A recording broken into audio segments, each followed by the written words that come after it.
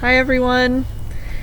It's a beautiful day in Bedford. The azaleas are in full bloom at my parents' house. We've been enjoying watching them bloom this season, and they have not disappointed. I've been wanting to do something like this for a while now. In a pre-COVID world, it's crazy that we have to say that now, but in a pre-COVID world, all of you would have known and experienced and been with me, gone through things with me last year that you weren't able to. We would have had a service for Ryan. I probably would have had all kinds of visitors and people bringing food and calls and just everything you do when someone loses someone. But that didn't happen last year because of the situation that we were all in. I think how crazy and sad and just all the adjectives you can think of last year and even still has been for so many people because of COVID, because of other things, losing jobs, financial hardships, just all kinds of things. I know I'm not the only one that had a tragic year. But what I wanted to do is at least record this video, especially this close to what I'm calling Ryan's Heaveniversary. I wanted to record this to just let everybody know how I'm doing, how Sydney is doing, and also just to explain a little bit about what happened last year. I'm not going to go into all the details. I probably wouldn't even be able to share them, honestly. But I do want to share some, just so, not that anybody can ever have closure from something like this, but just so that everyone can start to wrap their brains around what happened. I have visited with a lot of people recently, now that people are getting vaccinated and people are social distancing, and it just made me realize how little people know about what I went through and what happened to Ryan. And I just feel like it's appropriate now for people to know. I'm sure I will share more. I don't want this video to be an hour long. I'm sure I'll share more, as the weeks and months go by. But I wanted this video to just be a little bit of a window into my world, and also a thank you. I have so many people I want to thank. I'm sure I'll forget someone or some, entity or something. But I tried my best to write down and remember everybody. So I was thinking back to early last year, and my grandfather passed away in March. He actually passed the day that Ryan and I found out that we were pregnant. We had to do IVF to conceive. That's for another video. But when we transferred our little embryo that turned into Sydney, I had to wait 2 weeks to take a blood test. And at that point, my grandfather was very sick and had been admitted to the hospital. My mom called me that Wednesday morning to tell me that he had passed. And so Ryan and I decided to come down to Virginia for the funeral. So I took a pregnancy test and it was positive. I could not believe it. We had waited 14 years. And I, told Ryan. We had it confirmed with our infertility clinic, and, we decided to come to Virginia. And so we came down here, and as soon as we got down here, that's when COVID became, well, it had been a thing since, December, January, but all of the regulations started happening. And when we got back to Massachusetts, I was working from home already, and Ryan started working from home with Verizon. And I look back at that, and I'm so grateful that we basically had 4 weeks where we were together all the time. I mean, everybody was quarantined, but we were working together. Ryan was going to the grocery store, and it was just us. It was just me and Ryan and Max. And looking back now, I'm so grateful that we had that time. Friday night, the 24th, I went to bed, and like I do every night, told Ryan, good night, I'm going up.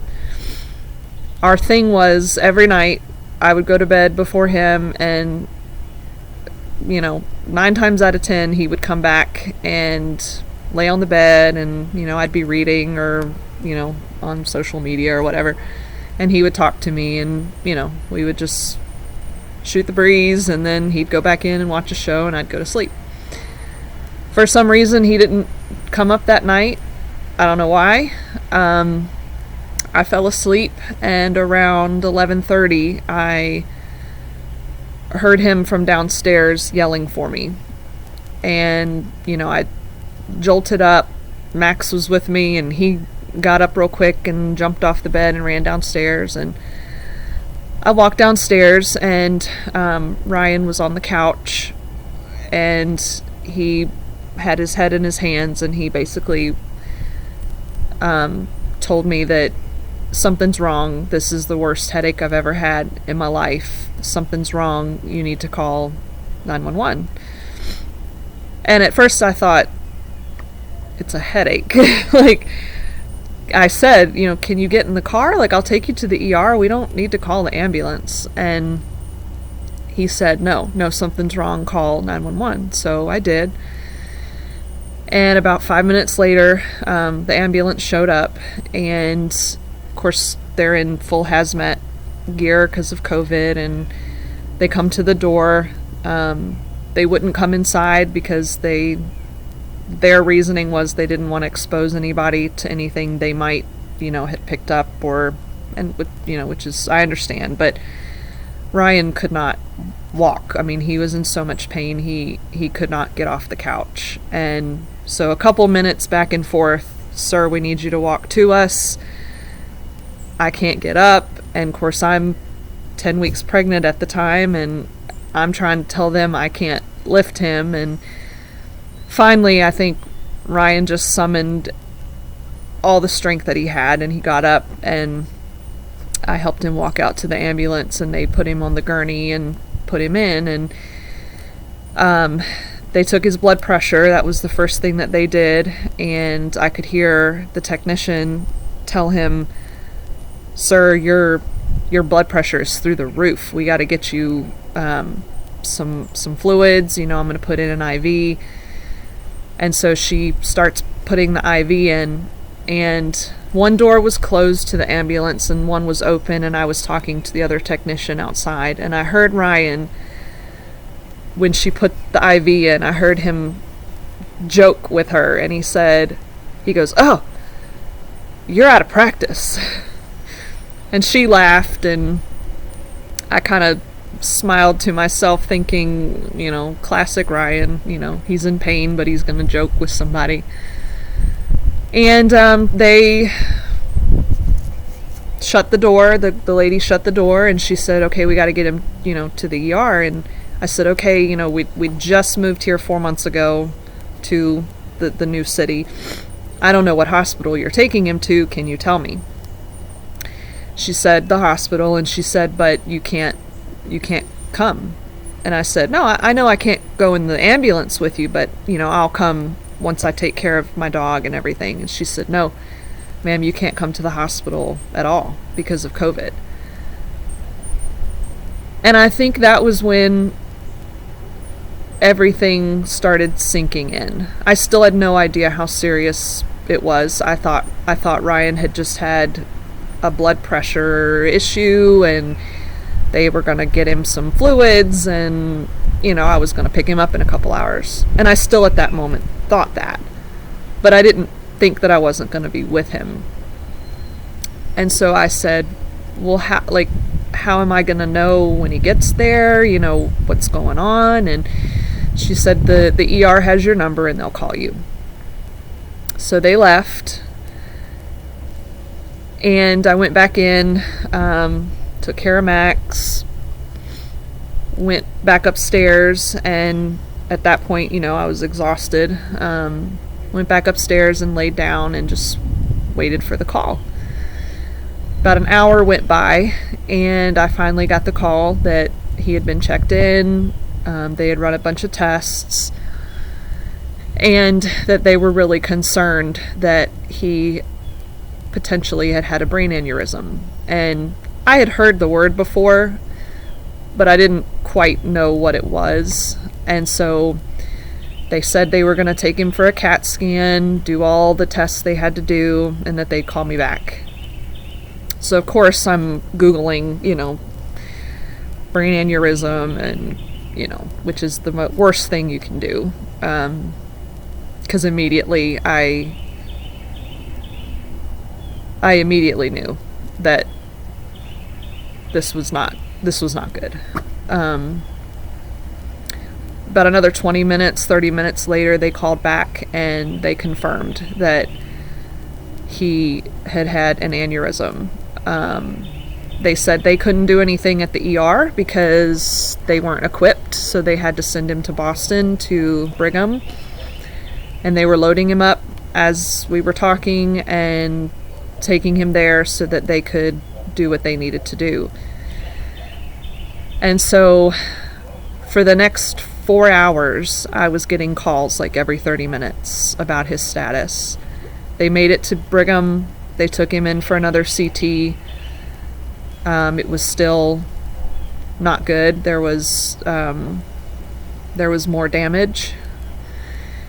And about 5:30, 6 o'clock, I got a call from the neurosurgeon letting me know that it didn't look good and that they needed to go in and do surgery. And that it would be, I think some things are foggy, to be honest, but I think they said it would be an hour or two. They had to get the pressures down and things before they were able to do surgery. I immediately called my parents and my brother-in-law and sister-in-law. I didn't want to worry them until I knew for sure what it was. And of course my parents immediately said, well, we're going to pack up, get some sleep, and we'll drive up there. They were going to leave as ASAP. And Brandon, my brother-in-law and sister-in-law, they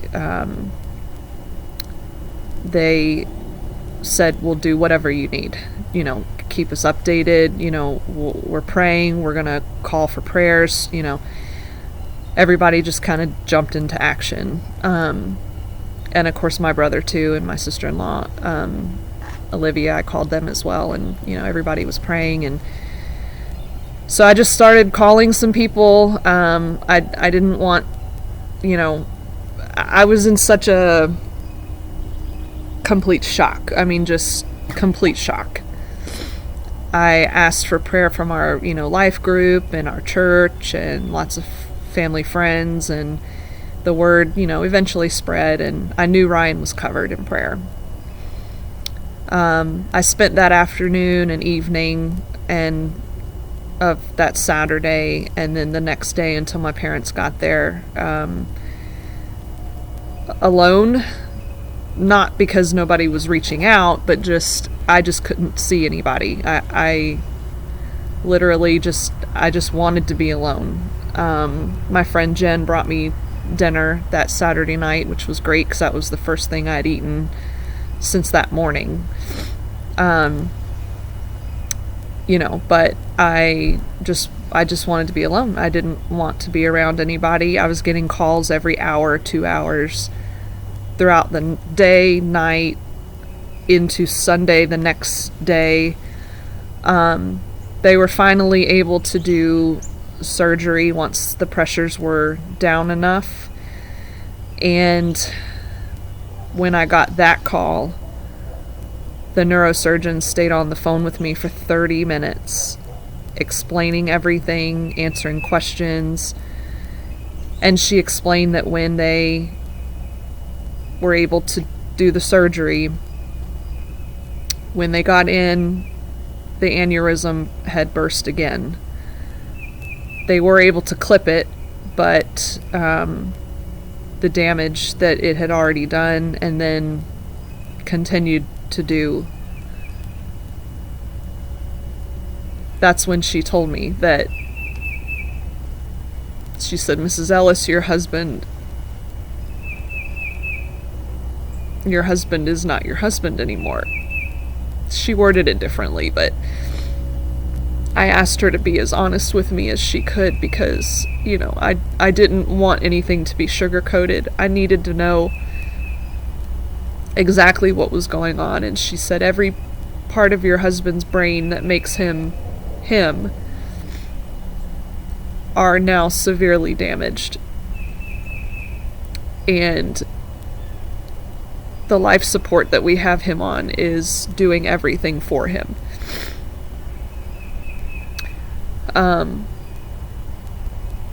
And that's when I realized that everything was gonna change. I didn't want to make any decisions without talking to Brandon, and he was the most supportive that I could have ever asked for. And I know Ryan would have been proud. My sister-in-law even said that. She said Ryan would be so proud of you guys for how you're handling this and working together and loving each other. And so I talked to him, and at that point I had not been at the hospital. I think I failed to mention that, but I still was not allowed to be at the hospital. So all these updates I was getting were phone calls. I went from Friday night until Monday morning, afternoon, without seeing Ryan. Finally, when it became clear that they needed to talk to me in more detail, they got special approval for me to go to the hospital. So we got the call. I immediately got ready, and by then my parents were there. They drove me to the hospital. They literally had to drop me off at the front door. They couldn't even come in with me. And I went in, all the COVID questions and all of that, and went upstairs to the neurology ICU. And Ryan's nurse met me at the elevator and was able to kind of explain some things and let me know what was going on and just prepare me for what I was getting ready to go into. And I'm so glad that she did. Ryan was one of maybe 2 or 3 people in that NICU, neurology ICU. And so he had the best care. He was every single person that I dealt with, from the doctors to the nurses to the volunteers to you name it. Everybody was incredible. And I went in, I was able to be with him for, I think I stayed for about 7 hours. The doctor came in, explained more in detail about, what had happened. I asked her again, I need you to be completely open, honest. I need to know everything so that I know that I'm making the right decision. And she was, and I knew what Ryan's wishes were. The ironic thing, maybe ironic, I don't know if that's the right word, but we had that conversation when we went down to my granddad's funeral in the car, because we knew we were pregnant. We knew my grandfather had just passed, and for some reason we had that conversation. What would we want if something happened to one of us? He knew what my wishes were, I knew what his wishes were. And I knew that was the choice that I had to make when I got the information from the doctor. So I was able to talk to Brandon and my family, and to this day I don't remember certain parts of those details because I think I purposefully blocked them out. But I remember feeling, I don't know if relieved is the word, but I remember feeling relieved that I didn't have to stress and worry that I was making the wrong decision, because I knew if Ryan was in the situation that he was, I knew what he had told me that he wanted. He was an organ donor. That was really important to him. I spoke with the organ donation representative. They were so nice and kind and just loving through the process. And then they told me that I could come back the next day and that they would walk me through every step of the process. So I went home with Mom and Dad. I don't even remember what we did that night. All I know is that I did not sleep hardly at all. I mean, those 4 days I hardly slept. But I remember Max was in the bed with me, and I just cuddled with him, as much as I could, knowing what I was facing the next day. We went back the next day. I think I had even asked if my mom or dad or somebody could come in with me, and it just wasn't possible. So I went back the next day, and every single person was so kind, answered every question I had, walked me through the process. I spent so much time with just Ryan and me. The chaplain had come in the day prior, which was really nice. And I was able to call my parents and Brandon and Brittany and my brother and my sister-in-law Olivia, and we were all able to say our goodbyes. That was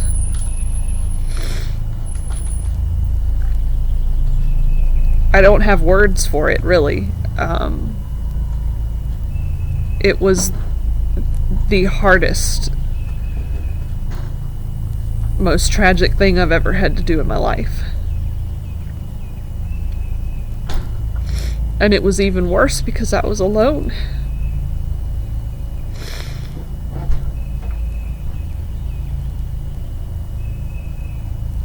Without my family, but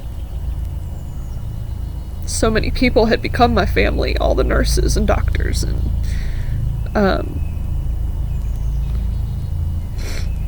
so we all said our goodbyes, and when it was time, they said, I would basically be the one to tell them when, and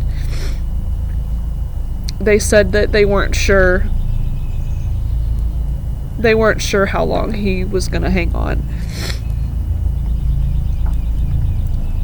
But when it came time, it was like that.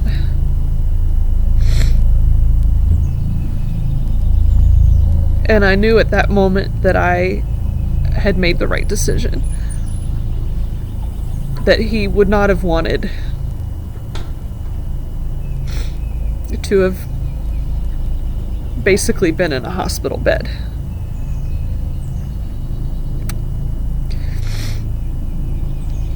And it was so quick, because, they had to try to save whatever they could to give to other people. And I was grateful that, that they were able to use some things that they could for other people. I know Ryan would have been grateful for that too. So, the organ donation representative, he walked me outside to my parents, and then we left. And in the Bible, when it talks about people weeping, I never truly understood what that meant or what that felt like until that moment. I had been holding so much in, mainly because I was in shock. I didn't want to hurt the baby, but the entire way home I wept.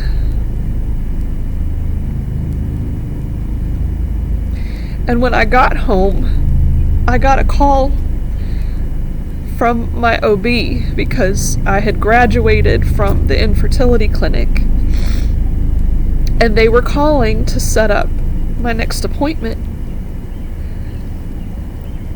Normally I would have just not answered the call, but I was so worried about the baby that I answered, and of course they were in complete shock, on the other end, and they said, come in immediately in the morning, and we will do whatever we can. You can hear the heartbeat, we can do whatever. And I was so grateful, And I went in the next morning and got to hear Sydney's heartbeat. And it was strong, and,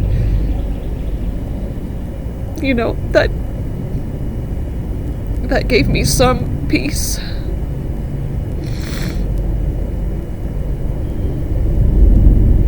And then from that moment, honestly, until even right now, I've been in survival mode. My main purpose in life, from the moment that Ryan took his last breath, my main purpose was to make sure that Sydney was okay, and that she had everything she needed in my womb, and that I was healthy, and my main purpose was to be her mother. And so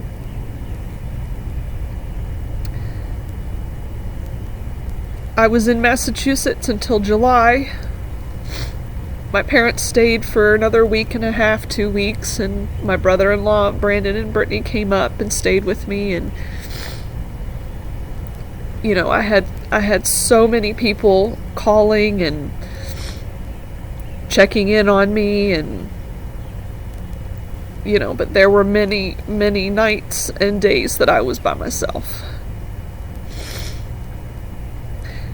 And nobody will ever know, you know, how those times went, but me and Max and God. I did a lot of grieving, a lot of just, sometimes I would just zone out, you know, and just not even want to deal with it.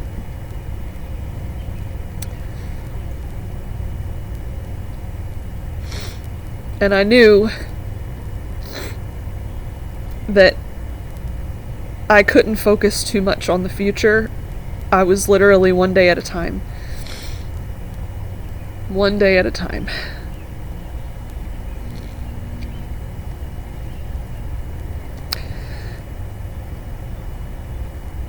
I want to thank so many people.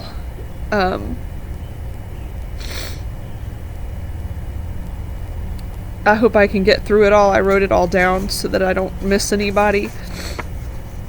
But I at least wanted everyone to just kind of know a little bit about what I went through. And so that some questions could be answered, and there's more I didn't even share, obviously, and just things that maybe in the future I will, and I'm still even working through stuff, honestly, you know, on my own. But the first people that I want to thank are my brother-in-law and sister-in-law. Like I said before, I could not have done anything that I did without them. You know, we were always close. I mean, Ryan and Brandon were as close as you can get, you know, as brothers, and you know, we hung out with them, you know, every chance we could. They're in the Navy, and so we haven't really been in the same place a lot, but the two of them were my lifeline and provided everything I needed at any point, even from overseas. And then when they got here, you know, I couldn't have done anything without them. And so I'm just so grateful for their support and continued support. And if you knew Ryan, you know Brandon. And I'm grateful that Sydney will grow up knowing her Uncle B and her Auntie B, and that she'll be able to look at her uncle and know who her dad was. That makes me very happy. My mom, my dad, my brother, Olivia, you know, they were an incredible support from afar. My parents coming and staying with me and helping me for almost 3 weeks. You know, they cooked and cleaned and took care of Max, and you know, they were with me through every hard decision that I had to make, and just supported me, you know. And then obviously now, you know, being a soft place for Sydney and I to land, you know, I'm the luckiest daughter in the world. All of our extended family and friends, Ryan's family, uncles, aunts, all of my uncles, aunts, cousins, you know, just everybody, all of my extended family and friends reaching out, supporting however they can, you know, in so many different ways. I mentioned a little bit the staff at Brigham and Women's Hospital. You literally could not have asked for a more wonderful team of people to care for your loved one. And I hope they got my thank you note. I sent a thank you note to them, and they were incredible. If this situation had to happen, I'm so grateful that it was with this team of people. I knew that Ryan was in the best hands possible.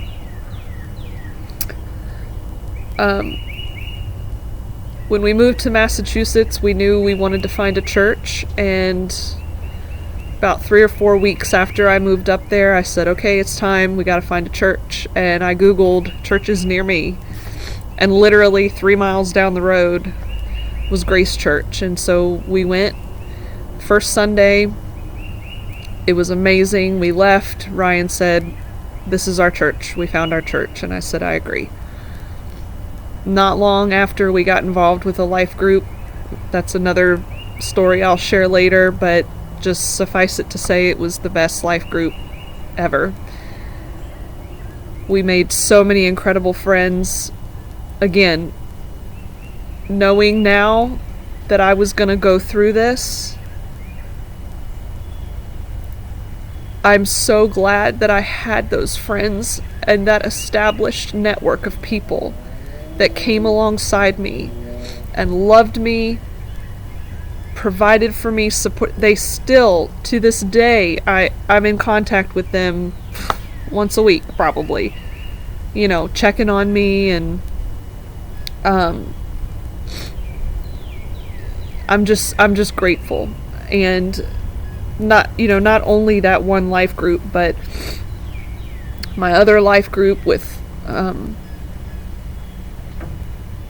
just so many people that came by, dropped things off, visited, as much as they could with social distancing. But the church set up a email. I believe it was my other life group that had the idea of setting up an email where people could send Grubhub gift cards. I mean, it's still blessing me now, a year later. Just to have that option, has been incredible. I could go on and on about them. I'll probably maybe do that later, but Verizon, Ryan's boss, one of his really good friends, Adam, have been incredible to me, just supporting, reaching out, whatever you need, we'll help you, figuring out, benefits. And I didn't know what I had. I didn't know. I didn't even know if I was going to have medical coverage, because we were on Ryan's medical plan. And, Verizon, being amazing, kept me on the medical plan for a year for free, which I didn't even think about until Mom said, Megan, what about your medical? You're pregnant. But they kept me for free for a year, and everything just fell into place. And the kind words and people reaching out has just been wonderful. I had to sell our house. We had just bought our house in January, and I reached out to our realtor. Of course, they were in complete shock. And I reached out to Dan Gaveo, and he basically said, Megan, we got you. We'll do whatever we can to help you.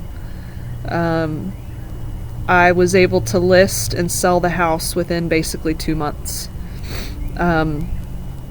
They did everything that I needed. Any questions I had, anything I needed, they were right there with me, alongside me. And I'm so grateful for that, because I didn't really know what I was doing, but they just picked me right up and helped me move along with it. the people that moved me to Bedford, New Generation Moving and Storage, they came in and within 5 hours had me completely packed. I was able to do hardly any packing because by that point I was like 20 weeks pregnant. And they packed me within 4 or 5 hours. And then a quick story, when one of the guys that moved me, he brought my stuff to Bedford and he unloaded everything, and then he said, Megan, I have a gift for you. And I said, oh, okay. And he went to the truck and came back with a basket full of baby items, and he said he had gone home and told his wife my story after he had packed me that day, and he and his wife went out and got all these incredible gifts for Sydney. And of course I cried, and it was just so special, that he would think about me, and do that for me. And they were wonderful. I was contacted by a friend from youth group, Emily, wanting to do a GoFundMe page, and I initially told her, I think I might have said no at first, or just, I'll think about it, but Brandon and some other people, and Emily too, told me, Megan, people want to help and they don't know how to help. They want to do something and they want to support you, and don't be embarrassed to take their support and their help. And I eventually said okay, and so they did the GoFundMe, and those funds that were raised covered me all of my moving expenses and have now covered all of Ryan's medical bills. And I'm so grateful that she would think about that, and that so many people gave. I tried to thank everybody individually, but thank you if you gave to that. You supported me in so many ways. Some of you probably saw the video that Liberty University, what they did for me at Convocation. That was completely unexpected. Again, another story for another time, but just suffice it to say, I was blown away and just so honored that my workplace would honor me and honor Ryan like that. It was so special. You can go find the video on my page probably if you haven't seen it. And just like I said, I'm probably forgetting someone or something, and please forgive me, but just everyone else that gave gifts, money, called me, texted, checked up on me, Facebooked me. I still have not responded to everybody, but just know I've read them. I've read every note, every message, and they continue to bless me even now. I don't even know how to end this video. It's already 40 minutes long. I just wanted to be able to honor Ryan. I have a couple other things planned that I'll be posting, in the days to come. But I just realized that it's important for everybody to hear from me, to see me, to know how I am, to know a little bit about what happened, just for their own reckoning of this situation. I am okay. I have really bad days, but I have good days with Sydney, and she reminds me to be grateful and joyful and not sad all the time. And she is a miracle in so many ways. She has kept me going every day. I get up for her and I do life for her, and I remember Ryan for her. So, if you have things you think about that you remember, a lot of people have shared memories, and I'm so grateful for those. But keep them coming. We will have a service. We will have a service one day when my family is all stateside, when people can come, people are vaccinated. We can have a celebration of life that is what Ryan deserves. It'll happen. So I will let everybody know when that comes, and hopefully sometime this fall we can do that. And I just cannot say enough again how appreciative I am of everyone doing everything they could to help and support me through all this. Ryan was and is the love of my life, and the loss is great, but the gain of my daughter helps. It helps through the process. So thank you, everybody. I love everyone. I'm grateful for your support, and hopefully I'll see everybody in the months to come, and we'll just keep going day to day and keep living for Ryan. Thank you.